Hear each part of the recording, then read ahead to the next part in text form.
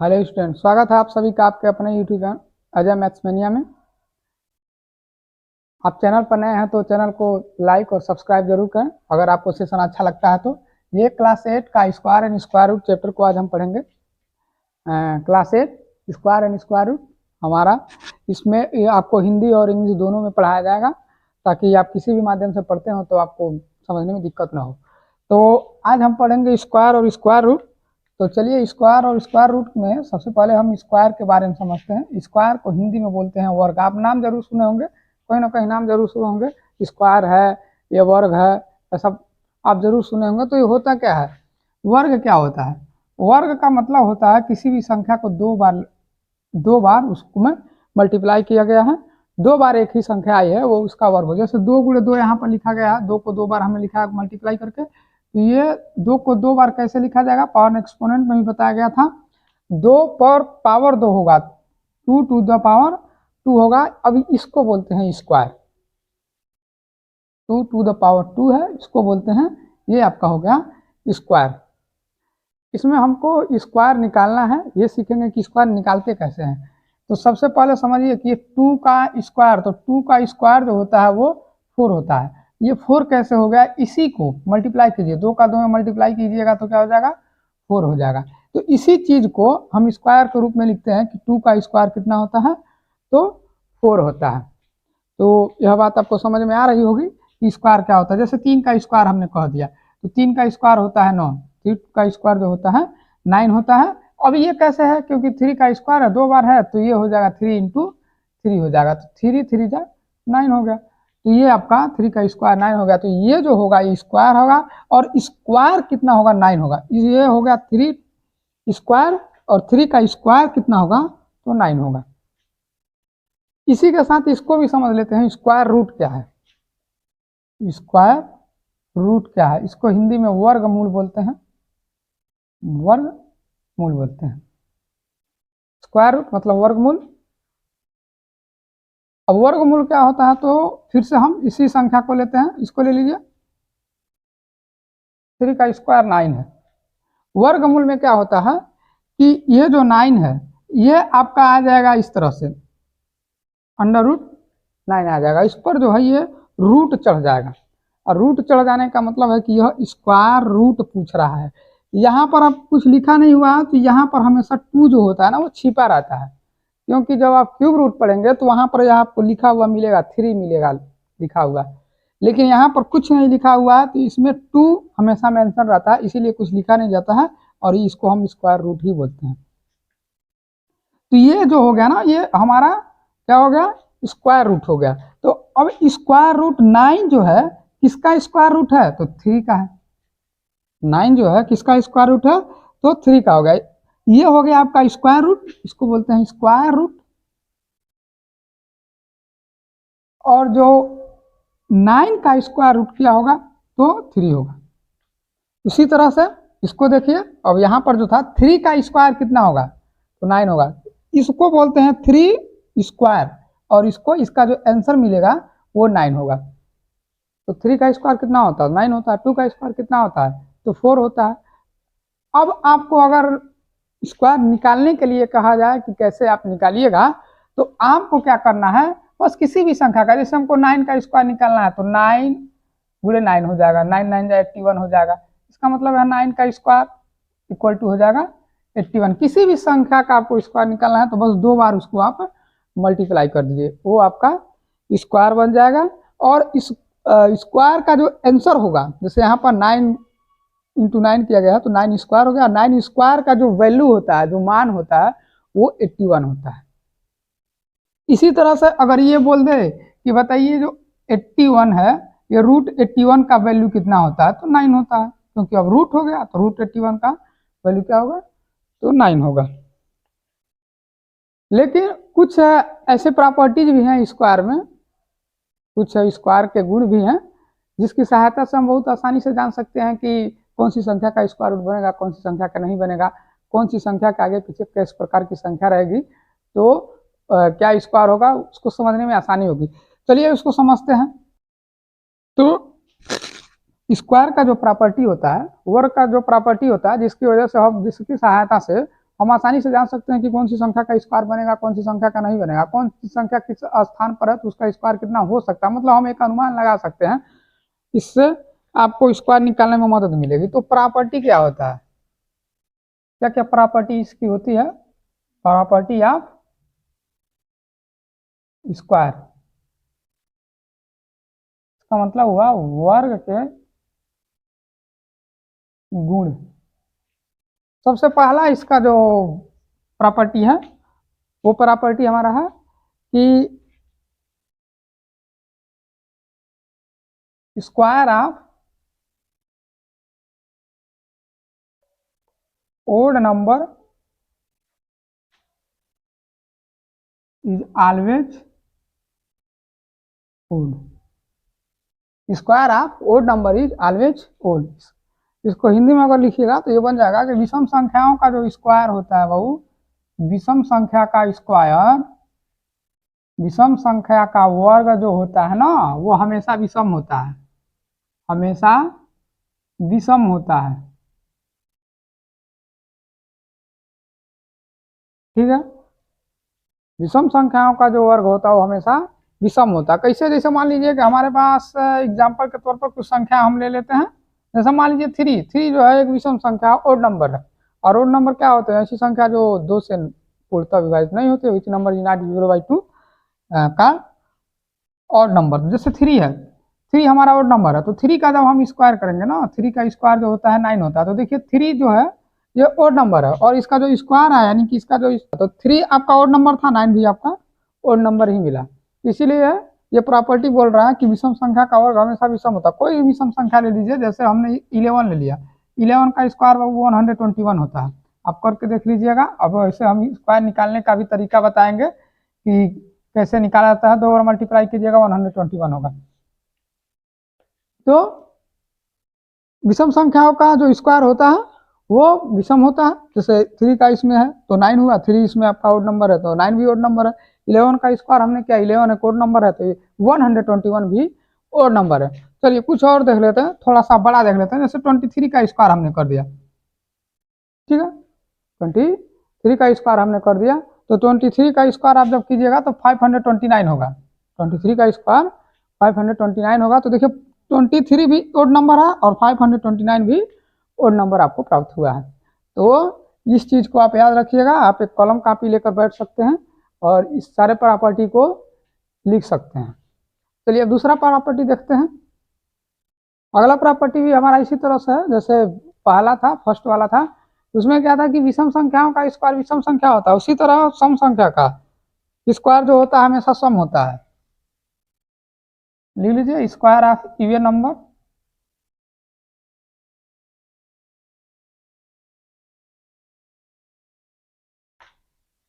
Number is always even. Hindi में लिखिएगा तो सम संख्या का वर्ग सम होता है।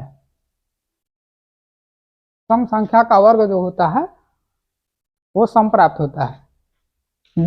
एग्जाम्पल के तौर पर देख लीजिए, जैसे सबसे छोटी हमारी जो इवन नंबर है 2 है, तो 2 का स्क्वायर कीजिएगा तो 4 होगा।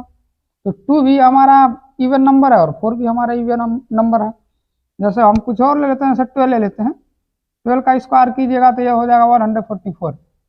12 का जो स्क्वायर होता है 144 होता है। तो 12 भी आपका इवन है, 144 भी इवन है।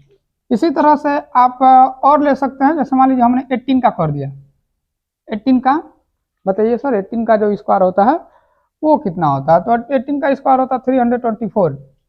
18 का स्क्वायर जो होता है 324 होता है। और इसमें देखिए 18 आपकी इवन नंबर है और ये भी आपकी इवन नंबर प्राप्त हुई। इसके बाद से तीसरे प्रॉपर्टी की तरफ चलते हैं। तीसरा है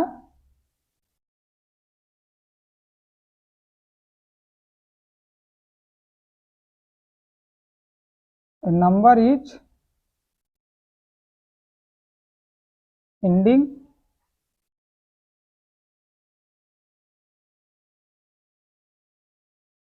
odd number of zeros never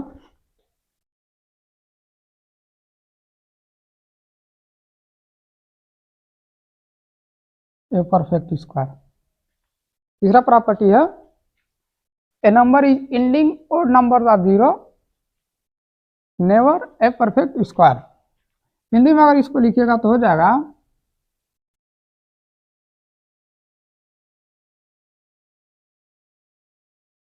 यदि कोई संख्या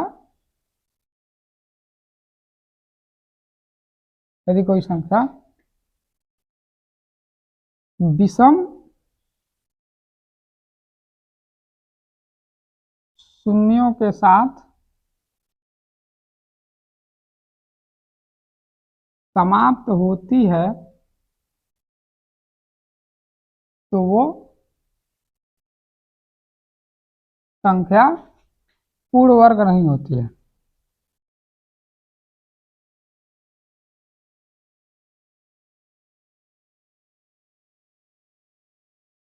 तीसरा प्रॉपर्टी आपका कह रहा है कि ये number is ending odd number of zeros never a perfect square.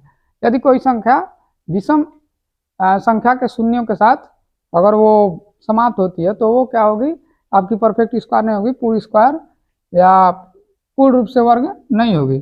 जैसे ये कह क्या रहा है, जैसे मान लीजिए हमने कह दिया कि 1000, ठीक है, हमने लिख दिया 1000। 1000 में जीरो की संख्या कितनी है, तो 3 है। आप कहिएगा जीरो का संख्या कितना है, 3 है, तो 3 जीरो की संख्या है, इसका मतलब 3 जो होता है वो ओड नंबर होता है। यही चीज कह रहा है कि यदि कोई संख्या जो है विषम अंकों के विषम शून्यों के साथ समाप्त हो रही है तो वो संख्या ना कभी भी परफेक्ट स्क्वायर नहीं होगी, यह इस संख्या का स्क्वायर नहीं बन सकता है। इसी तरह से और ले लीजिए, जैसे मान लीजिए हमने कह दिया 160। अब देखिए यहाँ पर जीरो है, एक जीरो है और 1 जो होती है वो भी आपकी ओड नंबर में गिनी जाती है। तो 1 जीरो पर यह समाप्त हो गया है, जीरो की संख्या 1 है, इसीलिए ये भी क्या होगा, परफेक्ट स्क्वायर नहीं बनेगा। जैसे आपको अब ऐसे सवाल कैसे पूछ सकता है, कह दिया कि आपको बताइए 18,000 है, यह स्क्वायर बनेगा कि नहीं बनेगा, तो आपको देखते ही बता देना कि इसके अंत में जीरो की संख्या जो है 3 जीरो आ रहा है, इसीलिए यह परफेक्ट स्क्वायर नहीं बनेगा, तो निकालने की जरूरत ही नहीं पड़ेगी। चलिए इसके बाद से कुछ आगे प्रॉपर्टी को देखते हैं। अगला प्रॉपर्टी नंबर 4, इसमें क्या है,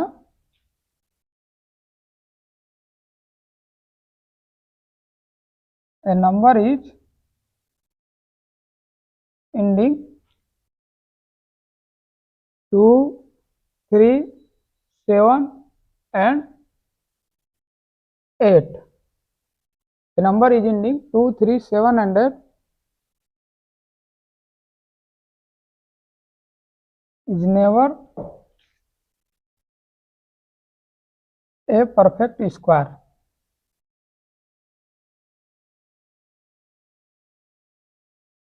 हिंदी में इसको लिखिएगा कि यदि कोई संख्या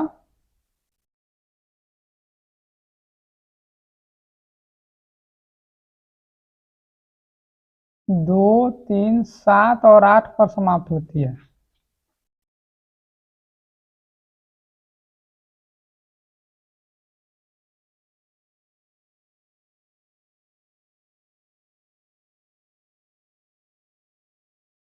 यदि कोई संख्या 2, 3, 7 और 8 पर समाप्त होती है तो वो कभी पूर्ण वर्ग संख्या नहीं होती है।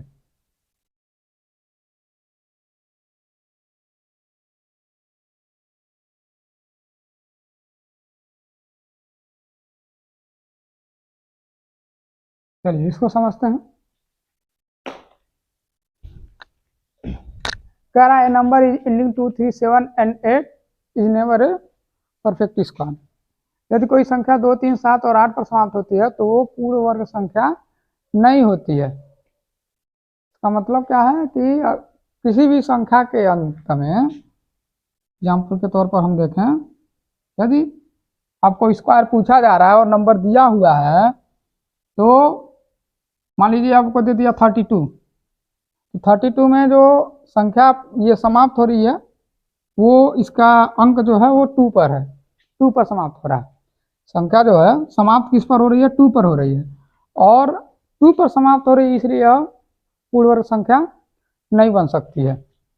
और संख्या हम ले लें जैसे 53, 53, यहाँ देखिए 3 पर समाप्त हो रही है, तो ये भी पूर्ण वर्ग संख्या नहीं हो सकती है। और आप ले लीजिए 527, 527 में देखिए ये जो संख्या है 527 वो 7 पर इंड हो रहा है, 7 पर समाप्त हो रहा है, तो 7 पर समाप्त होने की वजह से ये भी क्या होगा, पूर्ण वर्ग संख्या नहीं बन सकता है। जैसे और ले लीजिए,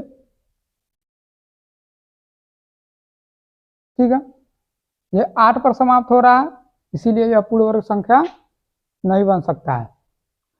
तो जो प्रॉपर्टी नंबर 4 था इसको अगर आप ध्यान में रखें तो कह रहा है यदि कोई संख्या 2, 3, 7 और 8 पर समाप्त होता है तो वो पूर्ण वर्ग संख्या नहीं होगी। इसको आप अगर लर्न कर लेते हैं तो इसका जो फायदा होगा वो आपको इस तरह से होगा, जैसे नंबर दे देंगे, पूछेगा बताइए कि ये पूर्ण वर्ग संख्या है कि नहीं है, तो आप देखते ही बता देंगे कि पूर्ण वर्ग बनेगा कि नहीं बनेगा।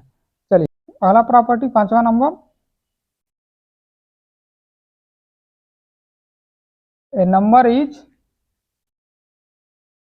ending 0, 1, 4, 5, 6 and 9, ठीक है। A number is ending 0, 1, 4, 5, 6, 9 are a perfect square. इसका मतलब क्या हुआ, इसी का विपरीत है। इसका विपरीत क्या कर रहा है कि यदि कोई संख्या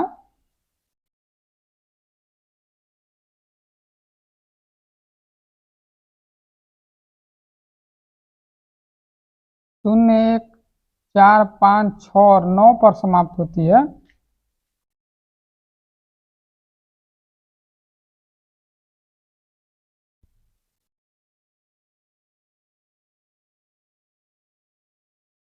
तो वो पूर्ण वर्ग होती है। तो समझिए, यदि कोई संख्या 0, 1, 4, 5, 6 और 9 पर समाप्त होती है तो वो पूर्ण वर्ग संख्या होती है। जिस भी संख्या के अंत में आपको, जो भी संख्या आपको पूर्ण वर्ग पूछे, अगर उसके अंत में ये सारी संख्या आ रही है ना, तो आप ये समझिएगा कि पूर्ण वर्ग संख्या होगी। जैसे एग्जाम्पल के तौर पर हम लिख लेते हैं,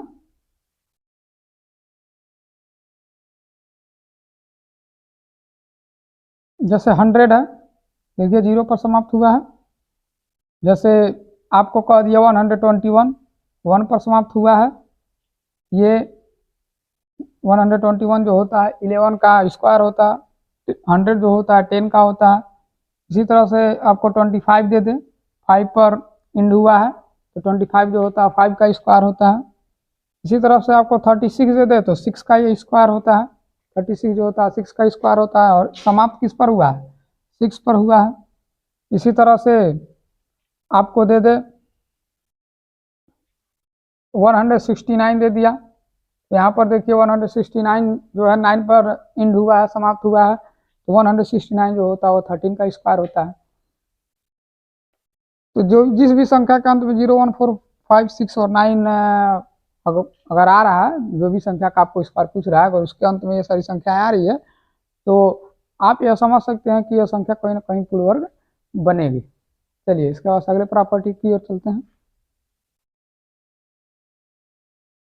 if A number has 1 or 9 its ones place,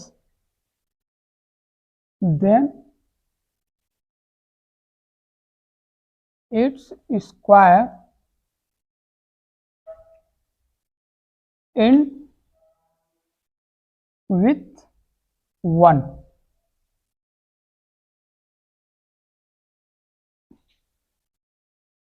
तो हिंदी में लिखा है, यदि किसी संख्या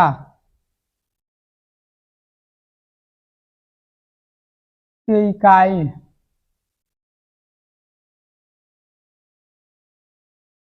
के स्थान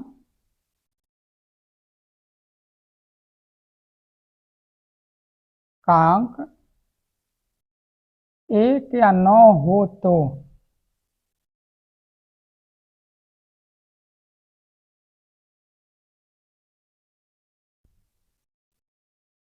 उस संख्या का वर्ग 1 पर समाप्त होता है। चलिए इसको समझते हैं। कह रहा है इफ ए नंबर हैज 1 और 9 इट्स ए वंस प्लेस। यदि किसी संख्या के इकाई के स्थान का अंक 1 या 9 में से कोई एक है तो then its square in with 1। तो इसका जो स्क्वायर होगा, वर्ग होगा, वो 1 पर समाप्त होता है। यदि किसी संख्या के इकाई के स्थान का अंक 1 या 9 हो तो उस संख्या का वर्ग जो है ना वो 1 पर समाप्त होता है। जैसे हमने मान कह दिया कि जैसे 9 है, 9 का स्क्वायर बताइए, तो 9 का स्क्वायर आपका 81 होता है। तो देखिए 1 पर ये समाप्त हो गया। जैसे हमने कह दिया 11 का स्क्वायर क्या होगा, तो 11 का स्क्वायर 121 होगा। 11 में देखिए जो इसका अंतिम अंक है, इकाई का अंक जो है 1 है, तो इसीलिए यहाँ पर जो है ना ये समाप्त जो हुआ है वो 1 पर हुआ है। हमने कह दिया 19 का बताइए, 19 का बताइए कि कितना होगा। तो ये इस 19 का स्क्वायर जो होता है 361 होता है। तो देखिए यहाँ पर 9 था, इकाई के स्थान का जो अंक था 9 था, और यहाँ पर जो इसका वर्ग आया ना, स्क्वायर जो आया, उसमें भी इकाई के अंक पर या फिर ये जो संख्या जो समाप्त हुई है, जो इसका स्क्वायर समाप्त हुआ वो 1 पर समाप्त हुआ है। तो जितने भी प्रॉपर्टी बताए गए हैं, अगर आप इसको अच्छे से याद रख लेते हैं, कहीं नोट कर लेते हैं और 1-2 बार रिपीट कर लेते हैं, तो आपको स्क्वायर को समझने में और स्क्वायर को निकालने में दिक्कत नहीं होगी। तो आज का सेशन यहीं तक। अगले पार्ट में हम स्क्वायर निकालना सीखेंगे और मात्र 1 मिनट के अंदर कुछ ट्रिक की वजह, कुछ ट्रिक से और कुछ बेसिक से 1 मिनट के अंदर हम स्क्वायर निकालना सीख जाएंगे बहुत ही आसानी से। तो अगर आपको वीडियो पसंद आया है तो चैनल को सब्सक्राइब और लाइक ज़रूर करें। जय हिंद।